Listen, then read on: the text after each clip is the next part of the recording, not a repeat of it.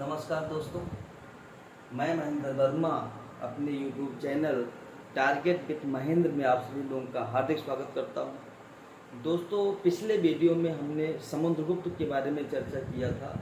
इस वीडियो में हम समुद्रगुप्त के बाद के शासकों के बारे में चर्चा करेंगे। तो दोस्तों, समुद्रगुप्त के बाद जो गद्दी पर बैठा है उसका नाम है रामगुप्त। उसका नाम है रामगुप्त और रामगुप्त का जो टाइम पीरियड है वो है 375 ईस्वी।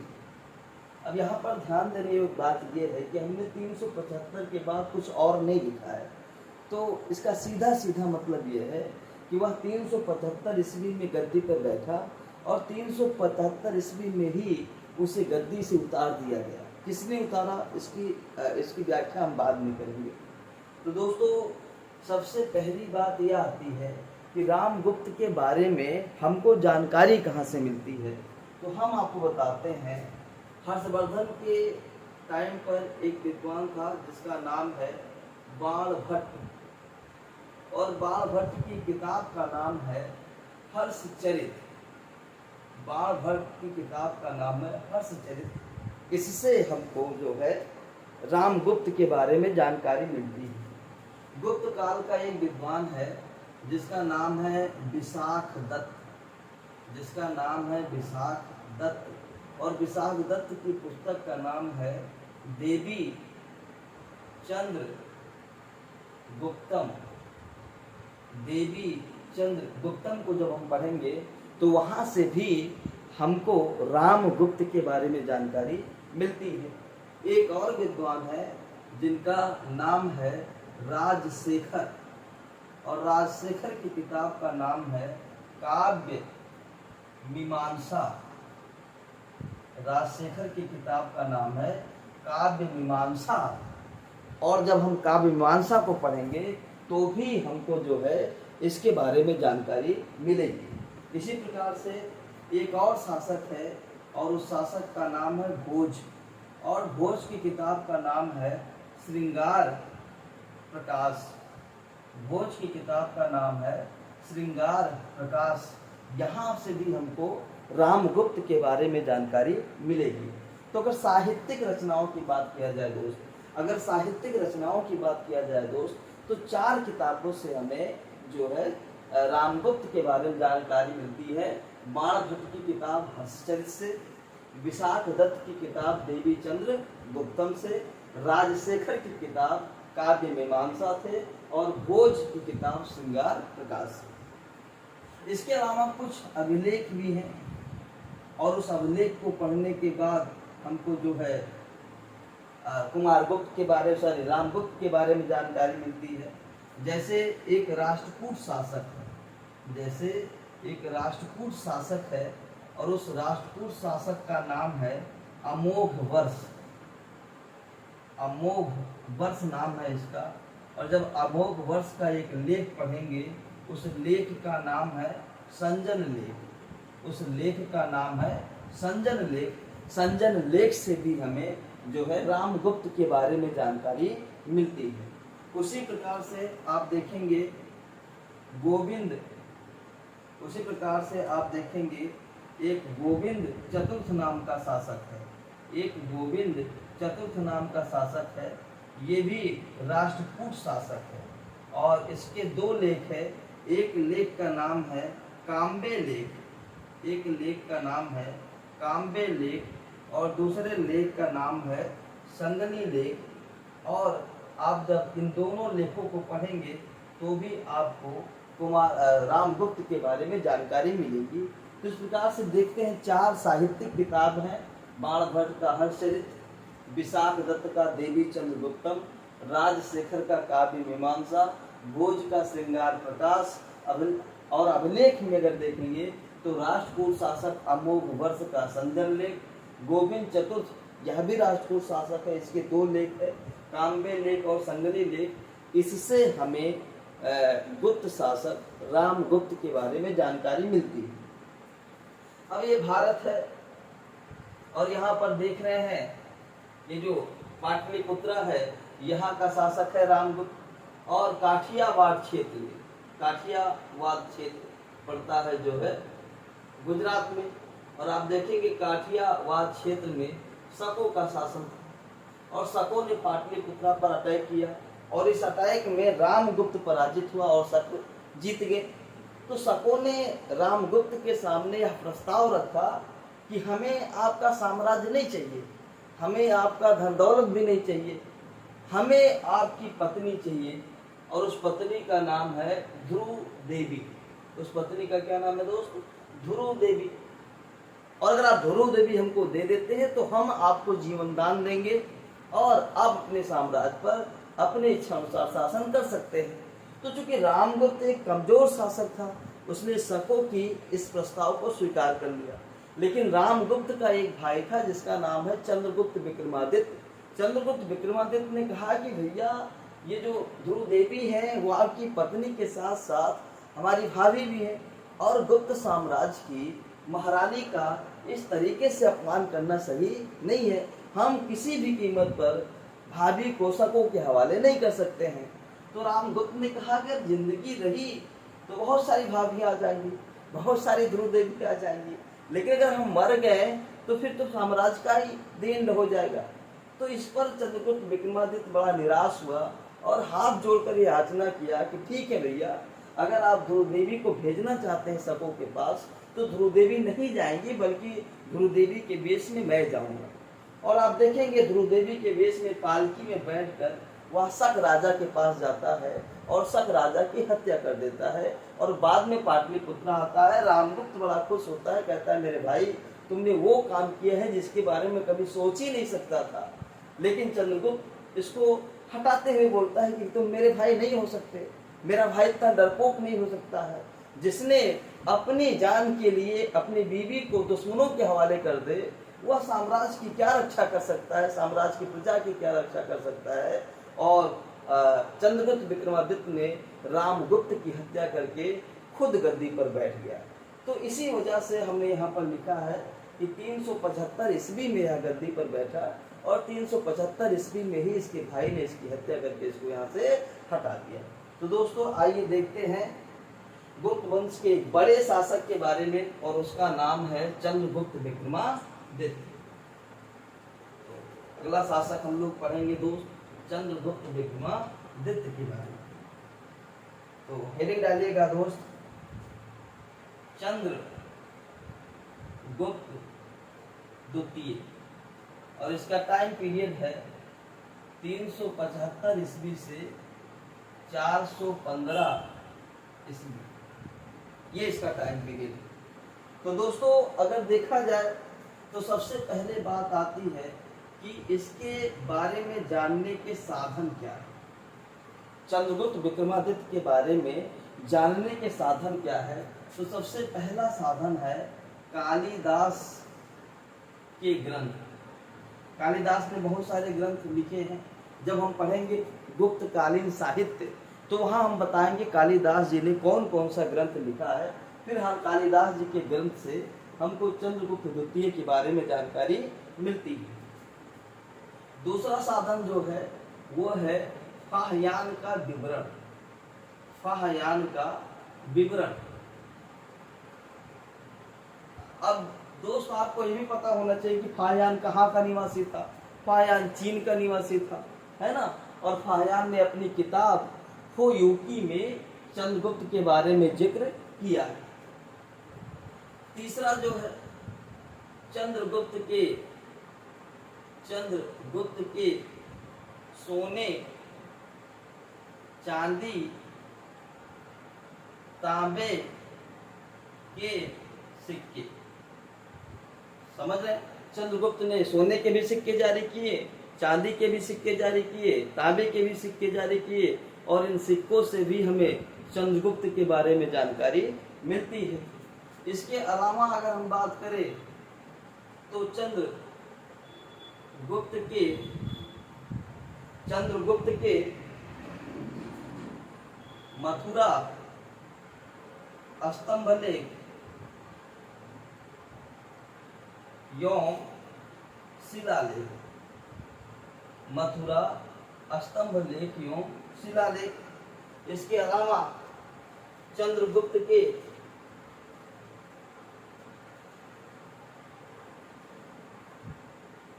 उदय गिरी के 2 लेख, इसके अलावा सांची का प्रांतीय लेख, इसके अलावा गढ़वा के लेख, है ना। तो आप देखें ये सब अभिलेख हैं और इन अभिलेखों के माध्यम से भी हम चंद्रगुप्त के बारे में जान सकते हैं। जैसे मथुरा में उसके स्तंभ लेख भी मिले हैं और शिलालेख भी मिले हैं, है ना। इसके अलावा आप देखेंगे उदयगिरी से भी 2 गुहा लेख मिले हैं, सांची का प्रांतीय लेख मिला है, गढ़वा का लेख मिला है और इन लेखों से हमें चंद्रगुप्त के उपलब्धियों के बारे में जानकारी मिलता है। इसके अलावा अगर हम नाम की बात करें कि चंद्रगुप्त का अन्य क्या नाम है, तो उसका नाम है देवराज, देवश्री, देवराज, देवश्री, देवगुप्त, देवगुप्त, ये इसका अन्य नाम है। देवराज, देवश्री, देवगुप्त, ये चंद्रगुप्त विक्रमादित्य के अन्य नाम हैं। इसके अलावा अगर राजशेखर की आप किताब पढ़ते हैं, राजशेखर की किताब पढ़ते हैं काव्य मीमांसा, तो राजशेखर की किताब काव्य मीमांसा में इसका एक नाम और भी मिलता है और वह नाम है कार्तिकेय। बड़ा गजब का क्वेश्चन है, पूछता है कि बताइए आपको कार्तिकेय नाम चंद्रगुप्त विक्रमादित्य का कहाँ मिलता है, तो राजशेखर की किताब काव्य मीमांसा में। देवराज, देवश्री और देवगुप्त कहाँ मिलता है, तो सांची के प्रांतीय अभिलेख में उसका नाम मिलता है, देवराज, देवश्री और देवगुप्त। अगर हम उसके उपाधि की बात करें, चंद्रगुप्त विक्रमादित्य की उपाधि क्या है, तो चंद्रगुप्त विक्रमादित्य की उपाधि है प्रक्रमांक, प्रक्रमांक इसकी उपाधि है। इसके अलावा इसकी उपाधि है विक्रमादित्य, इसके अलावा इसकी उपाधि है विक्रमांक, इसके अलावा इसकी उपाधि है सकार, इसके अलावा इसकी उपाधि है सकार, इसके अलावा इसकी उपाधि है परम भागवत, इसके अलावा इसकी उपाधि है कृष्ण, कृष्ण पृथ्वी जय, कृष्ण पृथ्वी जय। तो आप देखेंगे ये सब जो है चंद्रगुप्त विक्रमादित्य की उपाधि है। प्रक्रमांक मतलब अत्यधिक बलशाली, अत्यधिक ताकतवर। विक्रमादित्य इन्होंने शकों को पराजित किया था, उसके उपरांत उपाधि धारण किया था। विक्रमांक मतलब भी होता है अत्यधिक विकराल या अत्यधिक पावरफुल। सकार, शकों को विजय उसने किया था, तो 2 उपाधि धारण किया था विक्रमादित्य और सकार की उपाधि। परम भागवत, वैष्णव धर्म का अनन्य उपासक था, इसी वजह से। कृष्ण पृथ्वी जय का मतलब होता है संपूर्ण पृथ्वी का विजेता, यानी कि इसने संपूर्ण पृथ्वी को जीत लिया था। इस उपलक्ष्य में उसने कृष्ण पृथ्वी जय की उपाधि धारण किया। अगर हम बात करें कि किसका पुत्र था, तो यह पुत्र था समुद्र गुप्त की पत्नी दत्त देवी का, यानी कि इसके पापा का नाम था समुद्रगुप्त और इसकी माता का नाम था दत्त देवी। और ये क्वेश्चन भी पूछा है कि चंद्रगुप्त विक्रमादित्य किसका पुत्र था, तो अगर पिता पूछे तो समुद्रगुप्त था और अगर माता पूछे तो दत्त देवी था। ठीक है दोस्त, आगे देखते हैं।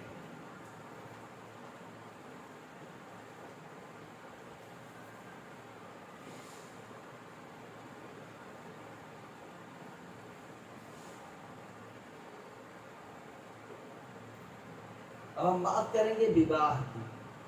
अब हम बात करेंगे विवाह की। तो चंद्रगुप्त विक्रमादित्य ने पहला विवाह किया है नागवंश, पहला विवाह किया है नागवंश। नागवंश जो है वह मथुरा के क्षेत्र में था। नागवंश के शासकों का जो राज्य था मथुरा बेल्ट में था और नागवंश की जो कन्या थी उसका नाम है कुबेर नागा, उसका नाम है कुबेर नागा। तो चंद्रगुप्त ने स्वयं का विवाह यानी कि अपना विवाह, स्वयं का विवाह उसने नाग वंश की कन्या कुबेर नागा से किया। दूसरा अगर विवाह की बात करें तो वाकाटक वंश, वाकाटक वंश, वाकाटक वंश जो पड़ता है वह महाराष्ट्र में पड़ता है। और वाकाटक वंश का जो शासक था उसका नाम था रुद्रसेन द्वितीय, उसका नाम था रुद्रसेन द्वितीय। और रुद्रसेन द्वितीय से उसने अपनी बेटी प्रभावती गुप्ता का विवाह किया, ठीक है। और तीसरा विवाह उसने किया है कदम्ब राजवंश में, तीसरा विवाह उसने किया है कदम्ब राजवंश में। और कदम्ब राजवंश जो था वह जो है आप देखेंगे कर्नाटक में फैला हुआ था।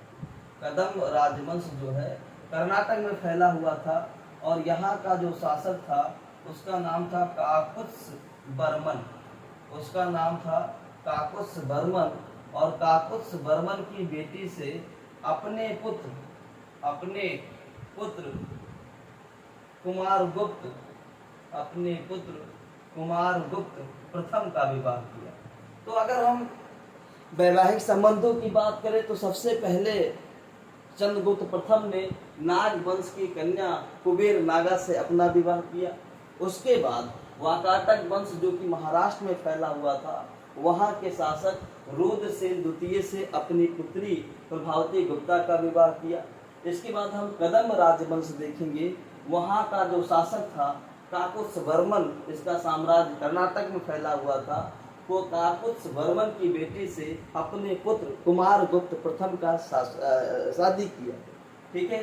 अब हम इसके साम्राज्य विस्तार की बात करते हैं, अब हम इसके विजय अभियान की बात करते हैं दोस्तों कि कैसा कैसे उसने जो है अपना विजय अभियान को आगे बढ़ाया।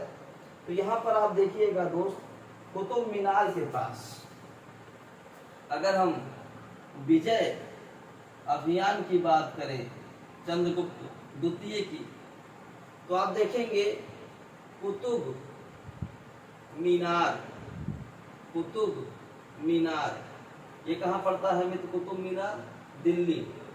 कुतुब मीनार के पास एक लौह स्तंभ मिला है और उस लौह स्तंभ का नाम है मेहरौली लौह स्तंभ, मेहरौली लौह स्तंभ। और आप देखेंगे इस मेहरौली लौह स्तंभ में कहा गया है कि एक चंद्र नाम का राजा था, एक चंद्र नाम का राजा था और उसका साम्राज्य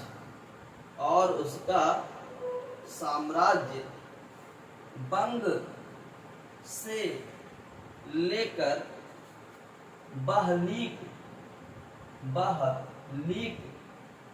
तक फैला था। एक चंद्र नाम का राजा था, उसका साम्राज्य बंग से लेकर बहलीक तक फैला था। तो आप देखिएगा यहाँ पर कहा गया है एक चंद्र नाम का राजा और उसका साम्राज्य बंग से लेकर बहलीक तक फैला था। अब यहाँ पर विद्वानों ने चंद्र का मतलब ये बताया है कि वह जो चंद्र नाम का राजा था वह चंद्रगुप्त द्वितीय था। ये जो बंग है ये बंगाल था और ये जो बहलीक है यह अफगानिस्तान का बैक्ट्रिया प्रांत था, यह अफगानिस्तान का बैक्ट्रिया प्रांत था। यानी कि चंद्रगुप्त द्वितीय का जो साम्राज्य है वह बंगाल के से लेकर अफगानिस्तान तक फैला हुआ था और अफगानिस्तान के किस प्रांत तक? बैक्ट्रिया प्रांत तक फैला है।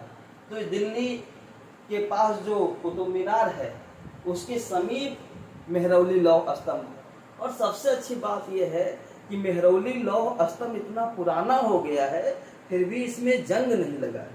तो अगर कोई भी आपसे पूछे कि चंद्रगुप्त विक्रमादित्य का साम्राज्य कहाँ से कहाँ तक फैला था तो साफ साफ शब्दों में कह देना है कि इसका साम्राज्य बंगाल से लेकर अफगानिस्तान के बैक्ट्रिया प्रांत तक जो है फैला था। इसके बाद आप देखेंगे शक विजय, इसके बाद आप देखेंगे शक विजय।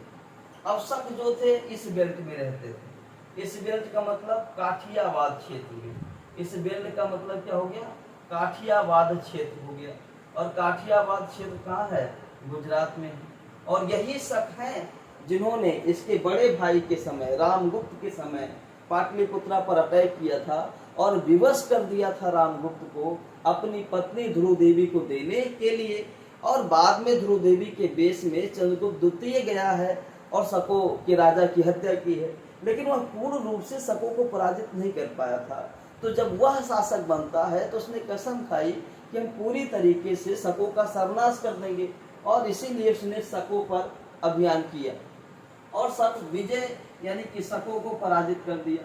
और शकों को पराजित करने के बाद, शकों को पराजित करने के बाद उसने दो उपाधियां धारण किया। पहली उपाधि का नाम है उसका सकार और दूसरी उपाधि का नाम है उसके विक्रमादित्य। तो ये क्वेश्चन पूछता है कि बताइए चंद्रगुप्त द्वितीय ने कब सकार की उपाधि धारण किया था, तो शक विजय के बाद। कब विक्रमादित्य की उपाधि धारण किया था, तो शक विजय के बाद। और शक विजय के बाद उसने किस धातु के सिक्के चलाए हैं, तो आंसर हो जाएगी चांदी धातु के सिक्के चलाए हैं। और किस शैली में चलाए हैं, तो आंसर हो जाएगा व्याघ्र शैली में चलाए हैं, बाघ वाली शैली में चलाए हैं। ठीक है, और कहाँ चलाए हैं, काठियावाद क्षेत्र गुजरात में चलाए हैं। तो दोस्तों देखिएगा, सबसे पहले उसका साम्राज्य बंगाल से लेकर बैक्ट्रिया तक फैला हुआ था। दूसरी शक विजय किया है, शक विजय करने के बाद उसने विक्रमादित्य और सकार की उपाधि धारण किया है। चांदी का सिक्का चलाया है व्याघ्र शैली में। और यह भी इम्पोर्टेंट है, यह गुप्त साम्राज्य का पहला शासक है जिसने चांदी का सिक्का चलाया। ठीक है, आगे देखते हैं दोस्त।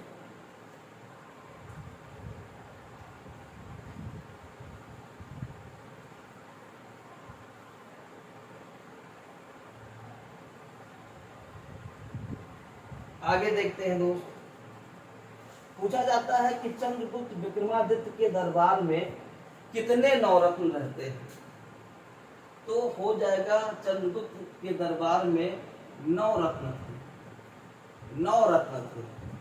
और किस किस शासकों के दरबार में 9 रत्न थे, 9 विद्वान थे, तो अगर प्राचीन भारत आ जाए तो चंद्रगुप्त विक्रमादित्य के दरबार में 9 रत्न रहते थे। और अगर मध्यकालीन आ जाए तो अकबर के दरबार में 9 रत्न रहते थे। और इन 9 रत्नों में सबसे बड़ा विद्वान कौन था, तो सबसे बड़ा जो विद्वान था उसका नाम है कालिदास। इस 9 रत्नों में सबसे बड़ा विद्वान जो था उसका नाम कालिदास था। दूसरा विद्वान जो था उसका नाम है बेताल भट्ट। तीसरा विद्वान जो था उसका नाम है बराह मिहिर, उसका नाम है बराह मिहिर। चौथा विद्वान जो है उसका नाम है बररुचि। पांचवा विद्वान जो है उसका नाम है धनवंतर। छठवां जो है उसका नाम है घट करपर। सातवां विद्वान जो है उसका नाम है शंख। और 8वां विद्वान जो है उसका नाम है छपड़क। 9वां विद्वान जो है उसका नाम है अमर सिंह, उसका नाम है अमर सिंह। तो अभी हम केवल विद्वानों के नाम आपको बता रहे हैं। जब हम पढ़ाएंगे गुप्तकालीन साहित्य तो वहां पर हम इन विद्वानों के रचनाओं का भी जिक्र करेंगे। तो आप देखेंगे चंद्रगुप्त विक्रमादित्य के समय जो 9 विद्वान है उसमें सबसे प्रमुख विद्वान है कालिदास, दूसरे रत्न है बेताल भट्ट, तीसरे रत्न है बराहमिहिर, चौथे हैं बररुचि, 5वें हैं धनवंतर, 6वें हैं घटकरपर, 7वें हैं शंकु, 8वें हैं छपड़क और 9वें हैं अमर सिंह। आगे देखते हैं दोस्त।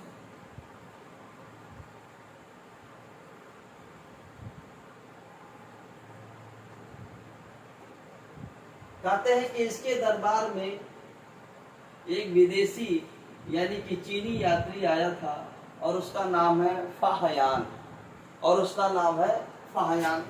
और फाहयान की पुस्तक का नाम है हो यू की। फाहियान की पुस्तक का क्या नाम है? हुयू की। फाहियान किसके समय आया है? चंद्रगुप्त विक्रमादित्य के समय आया है। अच्छा, चंद्रगुप्त विक्रमादित्य के समय आया है, लेकिन क्यों आया है? तो आप बता सकते हैं कि बौद्ध तीर्थ स्थलों को देखने आया था। यह बौद्ध तीर्थ स्थलों को देखने आया था और बौद्ध ग्रंथों को पढ़ने आया था। ठीक है, पढ़ने आया था। बहुत सारे लोग कहेंगे चीन के शासक का राजदूत बनकर आया था, गलत बात है। भारत पर आक्रमण करने आया था, गलत बात है। वह भारत में बौद्ध तीर्थ स्थलों को देखने आया था और बौद्ध ग्रंथों को पढ़ने आया था, क्योंकि वह बौद्ध धर्म को मानने वाला था। अब बात आती है कि उसने कौन कौन से बौद्ध तीर्थ स्थलों के बारे में लिखा है। तो आप देखिए, उन्होंने कौशाम्बी के बारे में लिखा है, उन्होंने सारनाथ के बारे में लिखा है, उन्होंने राजगृह के बारे में लिखा है, उन्होंने ताम्र लिप्ति के बारे में लिखा है। ताम्र लिप्ति मतलब क्या हो गया? बंगाल हो गया।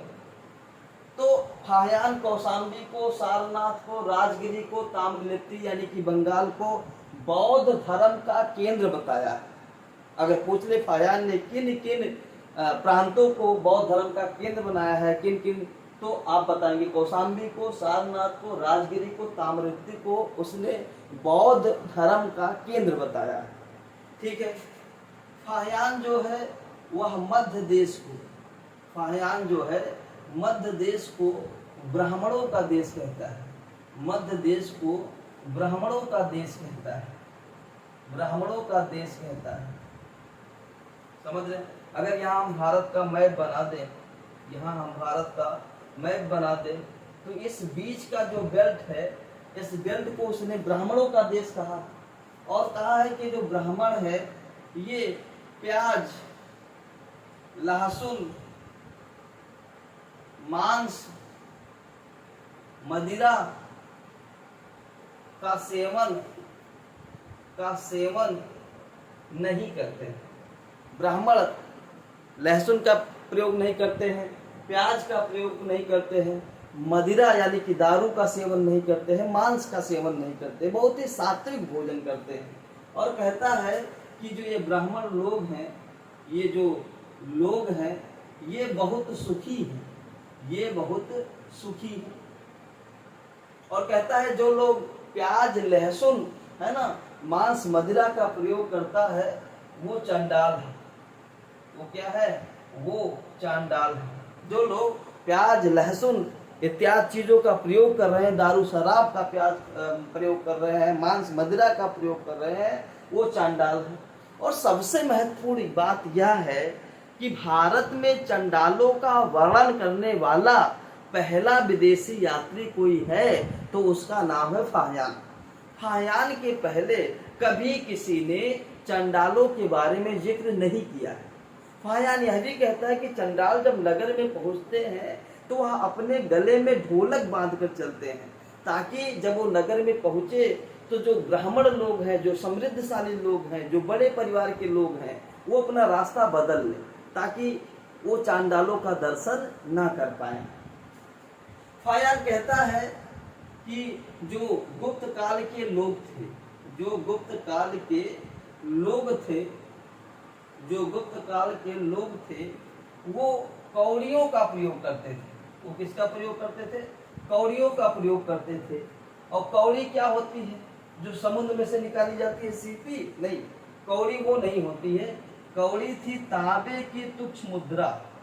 तांबे की तुच्छ मुद्रा को जो है कौड़ी कहा गया है।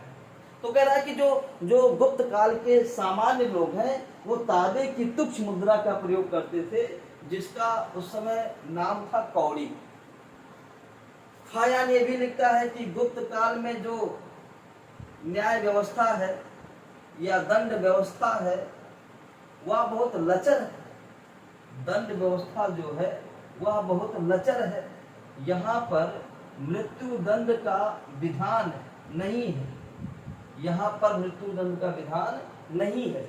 यानी कि गुप्त काल में किसी को मृत्युदंड की सजा नहीं सुनाई जाती थी, बल्कि अगर आप राजद्रोह कर देते हैं, बल्कि आप अगर राजद्रोह कर देते हैं तो भी आपका केवल दाहिना हाथ काट लिया जाएगा, आपको मृत्युदंड की सजा नहीं दिया जाएगा, आपको मृत्युदंड की सजा नहीं दिया जाएगा। तो एक बार फिर से देखते हैं। फाहियान गुप्त शासक चंद्रगुप्त विक्रमादित्य के समय भारत आया। उसकी पुस्तक का नाम हो यूकी है। वह बौद्ध तीर्थ स्थलों को देखने और बौद्ध ग्रंथों को पढ़ने के लिए आया था। उसने कौशाम्बी, सारनाथ, राजगिरी, त्रामलिप्ति को बौद्ध धर्म का केंद्र बताया। उसने मध्य देश को ब्राह्मणों का देश बताया और बताया कि ये लोग लहसुन, प्याज, मांस, मदिरा का प्रयोग नहीं करते हैं, ये लोग बहुत सुखी हैं।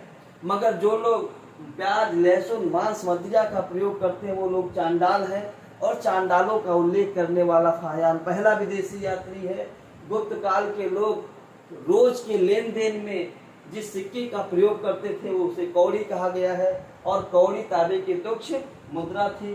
कह रहा है कि गुप्त काल में न्याय व्यवस्था बड़ी ही लचर थी, मृत्युदंड का कोई प्रावधान नहीं था। अगर कोई राजा के खिलाफ बगावत भी करता था तो उसका केवल दाहिना हाथ काट लिया जाता था।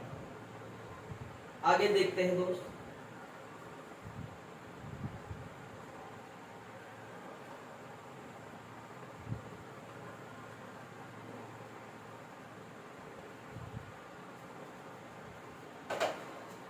फाहियान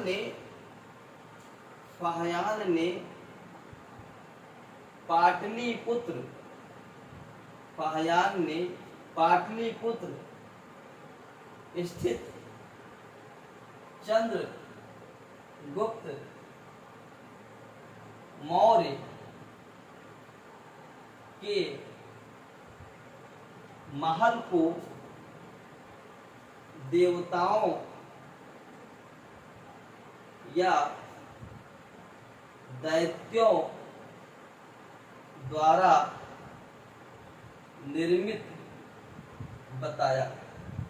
पाटलिपुत्र में आया है चंद्रगुप्त विक्रमादित्य के समय, लेकिन जिक्र किसके महल का कर रहा है? चंद्रगुप्त मौर्य के महल का कर रहा है। कह रहा है कि लकड़ी का महल बहुत ही भव्य है, बहुत ही विकराल है, और ऐसा प्रतीत होता है कि इस महल को किसी आदमी ने बनाया ही नहीं है।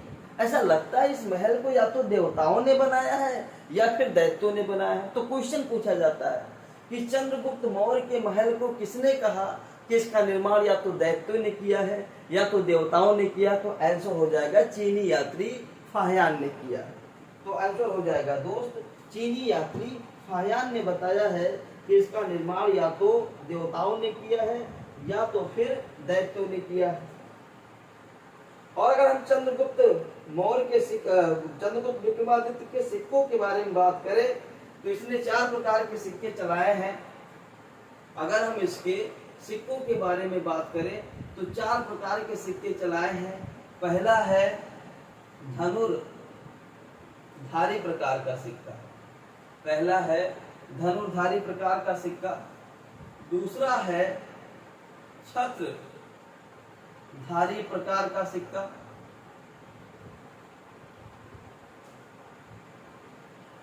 तीसरा है पर्यांक प्रकार का सिक्का। और चौथा है सिंह निहंता प्रकार का सिक्का, सिंह निहंता प्रकार का सिक्का। तो दोस्तों धनुषधारी एक ऐसा सिक्का बना जिस पर एक आदमी धनुष लिए जो है खड़ा हुआ है, उसको धनुषधारी।